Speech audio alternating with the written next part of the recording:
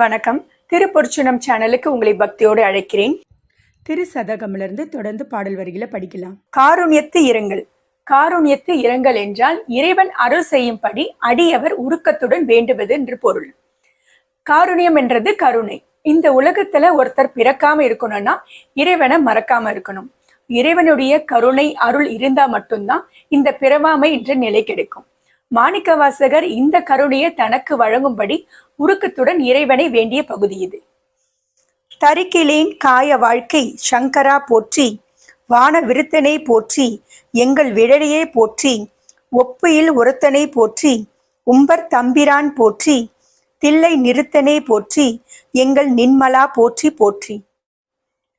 பொய்யான உடலோடு சேர்ந்து வாழ்கிற இந்த உலக வாழ்க்கையை நான் உண்மை என்று நம்பி ஏமாற மாட்டேன். ஆகாயம் வானம் அண்ட சராசரத்துல இருக்கிறதுலே பழமையானவரும் முதியவரும் அவர்தானே. அதனால வான விருத்தனை போற்றி என்கிறார். முதுமைக்கு முதுமையா இருந்தாலும் காலை பருவத்தினராகவும் இருக்கிறாராம். அதனால எங்கள் விடலையே போற்றி என்கிறார். ஒப்பிட்டு சொல்ல முடியாத ஒரு ஒப்பில்லாத ஒருவனாக இருக்கிற இறைவன் அதிகாரத்தன்மை இருக்கிற தேவர்களுக்கெல்லாம் தலைவனாக இருக்கிறதால உம்பர் தம்பிரான் போற்றி என்கிறார். உலகத்தை காப்பாற்ற ஐந்தொழில்களையும் புரிந்து கொண்டு அனைவரும் காண தில்லையில் திருநடனம் புரிகிறதால தில்லை நிறுத்தனே என்கிறார். போற்றி ஓம் நமச்சிவாய புயங்கனே மயங்குகிறேன், போற்றி ஓம் நமச்சிவாய புகழ் இடம் பிரிது ஒன்று இல்லை, போற்றி ஓம் நமச்சிவாய புறம் எனை போக்கல் கண்டாய் போற்றி, ஓம் நமச்சிவாய சயசய போற்றி போற்றி.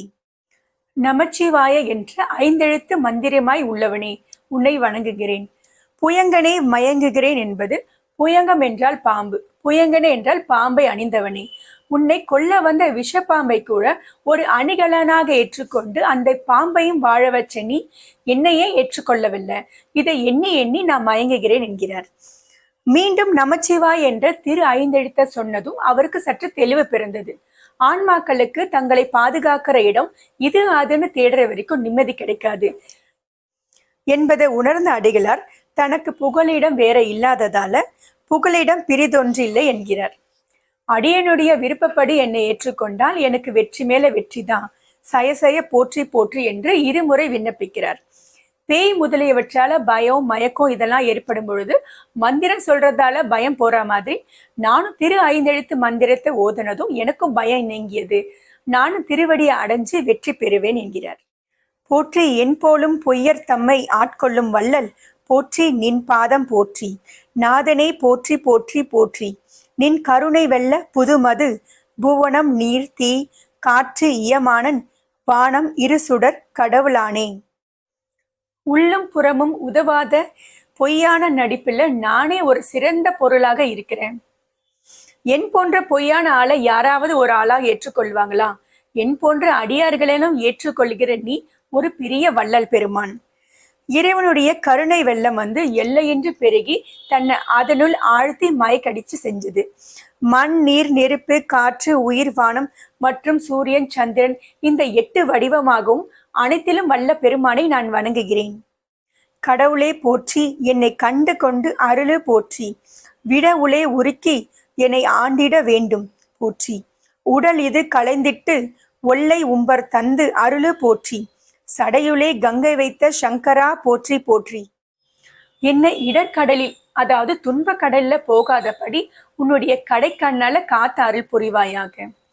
நான் என்னுடைய இந்த பற்றுகளை எல்லாம் முழுவதாக நீக்கும்படி என்னுடைய மனதை நெருப்பில் இட்ட மெழுகு போல உருக்கி இந்த அடியேனை அடிமையாக்கிட வேண்டும்.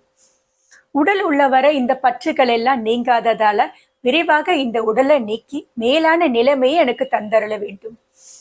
மிடுக்காக வந்த கங்கைய அடக்கி ஒடுக்கி திருசடையில ஒரு மயிர்காலின் முனையில் அடக்கிய நீ என்னுடைய செருக்குகளை எல்லாம் அடக்கி எனக்கு நன்மையை செய்யலாமே.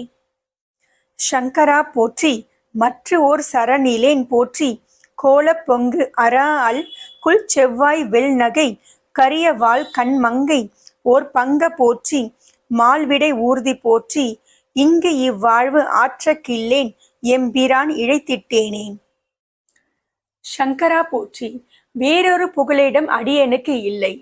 சிவந்த வாயையும் வெண்மையான பற்களையும் ஒளிப்படித்த கண்களையும் கொண்ட உமாதேவியாரை ஒரு பாகத்தில் கொண்டவனே, என்னை போன்ற அடியார்களுக்கு அருள் புரிவதற்காக அம்மையும் அப்பனும் ஒரே திருமேனியில் வந்திருக்கிறீர்கள் என்றது எனக்கு இப்போது புரிந்தது. திருமாலை இடபமாக இருந்து இறைவனை தாங்கி சிவப்பணி செய்யும் பொழுது என் போன்ற மனிதர்கள் செய்ய எவ்வளவோ பணி உள்ளது. ஆனால் அதையெல்லாம் செய்யாத இந்த வாழ்க்கையை நான் பொறுக்க மாட்டேன் என்று வெறுப்பு தோன்ற இவ்வாழ்வு ஆற்றக்கில்லேன் என்று கூறுகிறார். இழித்தனன் என்னை யானே எம்பிரான் போற்றி போற்றி பழித்திலேன் உன்னை என்னை ஆளுடை பாதம் போற்றி பிழித்தவை பொறுக்க எல்லாம் பெரியவர் கடமை போற்றி ஒழித்திடு இவ்வாழ்வு போற்றி உம்பர் நாட்டு எம்பிரானே. என்னை நானே இழித்து கொண்டேன், ஆனாலும் காத்தருள்க. அடியேனை ஆட்கொண்டு அருளும் திருப்பாதங்களை உடையவனே. இறைவன் அடிகள் தன்னுடைய வாழ்க்கையை வெறுத்தும் இறைவன் அவரை மேல கூப்பிடவும் இல்லை, திருவடி பேரும் கிடைக்கல. அதனால நான் ஏதாவது சிவநிந்தனை செஞ்சேனோ? ஒரு ஆக்கப்பூர்வமான வேலையை அருள் புரியறதா இருந்தா செய்யறவங்களுக்கு கொஞ்சம் சிரமம். ஆனா நான் ஒழிக்கிற அருள் தானே கேட்டேன், அதனால நீ அதை செய்யணும். நான் எந்த பிழையும் செய்யலையே. ஆனா என் போன்றவர்கள் செய்யற பிழைகளை எல்லாத்தையுமே பொறுப்பது பெரியவர்கள் கடமை. தேவர்கள் அவங்க செய்யற யாகத்திலையும் அவங்க எடுக்கிற பிறவிலையும் செய்கிற பிழைகளை எல்லாம் பொறுத்து காத்து அருள் புரிகிற இறைவனை நீங்க என்னுடைய பிழையையும் பொறுத்து காத்தருள வேண்டும். எம்பிரான் போற்றி வானத்தவர் அவர் ஏறு போற்றி கொம்பர் ஆர் மரங்கில் மங்கை கூற வெள் நீர போற்றி செம்பிரான் போற்றி தில்லை திருச்சிற்றம்பலவா போற்றி உம்பராய் போற்றி என்னை ஆளுடை ஒருவ போற்றி.